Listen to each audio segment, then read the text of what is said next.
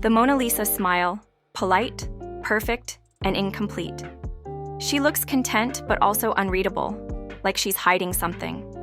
That's the point. It's not a grin of joy, it's a mask. Hiding what's repressed, suppressed, or silenced. The smile for society, not for themselves.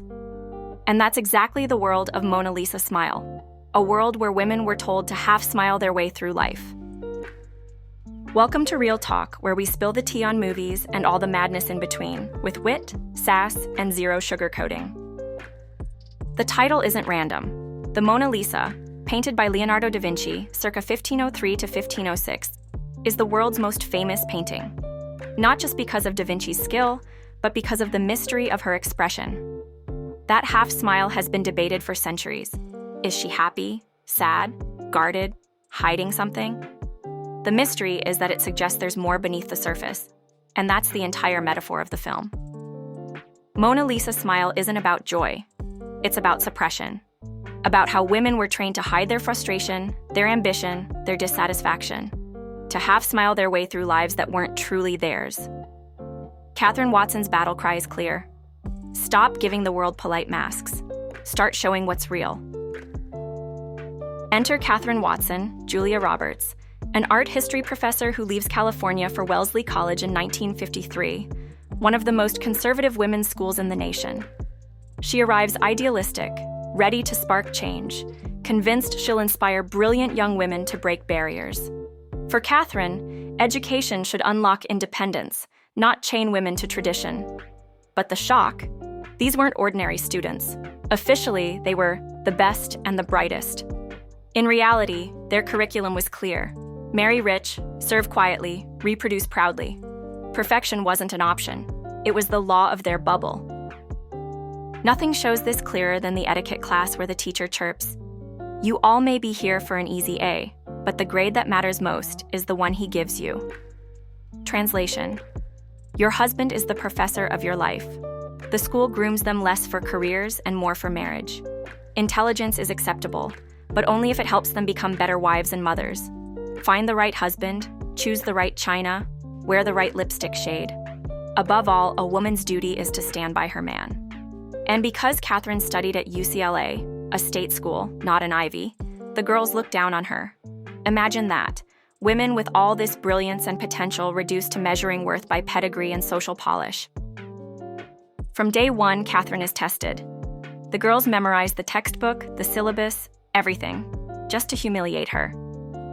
And leading the charge? Betty Warren, Kirsten Dunst, the queen bee, rich, privileged, and Katherine's loudest critic. She's Wellesley's poster child for tradition, flaunting her belief that a marriage license is the only diploma worth chasing. As editor of the student paper, she weaponizes her platform to tear down anyone who threatens conservative values. Betty wastes no time marrying Spencer Jones, her wealthy young catch. But her glossy facade will soon crack, exposing a perfect life that's nothing more than a gilded cage. Joan Branwyn, Julia Stiles, the golden student with Yale law acceptance in her hand. Katherine champions her, urging her to see her brilliance. But Joan ultimately chooses marriage over Yale, opting for her fiancé and the role of future mother. And her pushback to Katherine, "You don't get to dictate my life either," cuts deep. Joan complicates the story. Is she repressed by tradition or empowered by choosing it? That tension is where the film's feminism gets messy and real. Connie Baker, Jennifer Goodwin, sweet, insecure, not from money, not brimming with ambition. She's the ordinary Wellesley girl who just wants love and acceptance. When her boyfriend disappoints her, she collapses into self-doubt. Proof of how deeply women were trained to measure their worth by male validation. But under Katherine's influence, Connie grows into her own, realizing she deserves more than scraps. Her journey is quiet but powerful. Feminism isn't only about Yale law dreams. Sometimes it's about realizing you're more than somebody's fallback option. Giselle Levy, Maggie Gyllenhaal, the firecracker. Sexually liberated, outspoken, scandalizing her peers with affairs and blunt honesty. She embodies rebellion in a world built on repression. But beneath her bravado, she's hungry for respect and genuine connection. Katherine gets that, and instead of shaming her, validates her choices. Giselle matters because she dares to live openly while others only whisper. She's not perfect, but she's free, and in the Wellesley bubble, that alone makes her radical. Katherine isn't just there to teach paintings, she's there to challenge futures. These brilliant young women are locked inside a bubble where the real diploma isn't Yale or law school, it's marriage. Katherine refuses to let these women waste their potential just to become smiling wives in pearls. But here's the clash. The students treat engagement rings like diplomas. Joan has the grades for Yale Law, but sees marriage as the real achievement. Katherine can't hide her frustration. You've got Yale Law in your future and you're throwing it away for a wedding registry? Meanwhile, Betty writes op-eds trashing Katherine for pushing radical independence. At Wellesley, marriage equals status. Ambition equals scandal. To Katherine, that's tragic. Brilliance caged by society's script. But here's where the film resists sainthood. Katherine isn't perfect. She lectures about honesty and independence, yet falls into a messy affair with Bill Dunbar, the campus predator sleeping with his own students. The only line she draws? No students while we're together. For a woman preaching empowerment, that's a shocking compromise. How can you tell young women not to submit, not to settle, and then settle for a man who abuses his power? It's hypocrisy, plain and simple, and the movie doesn't let her off the hook. Dunbar even calls her out. You didn't come to Wellesley to help people find their way? I think you came to Wellesley to help people find your way. Brutal, and not entirely wrong. Then Joan delivers the knockout punch. Katherine urges her not to give up Yale Law, insisting she could have both, a marriage and a career. But Joan refuses the premise. For her, having it all doesn't mean juggling marriage and career. It means choosing the life she genuinely wants. Her clapback cuts through Katherine's pedestal. You stand in class and tell us to look beyond the image, but you don't. To you, a housewife is someone who sold her soul for a Center Hall colonial. She has no depth, no intellect, no interests. You're the one who said I could do anything I wanted. This is what I want. Joan isn't stupid. She isn't brainwashed. She's making her own choice, even if Katherine hates it. And that's the core contradiction. Feminism isn't about dictating the correct path. It's about honoring choice, even when those choices look traditional. Katherine forgets that, and it's what makes her flawed, human, and yes, hypocritical. The smartest device in the film is art itself. Paintings aren't just class material, they're mirrors.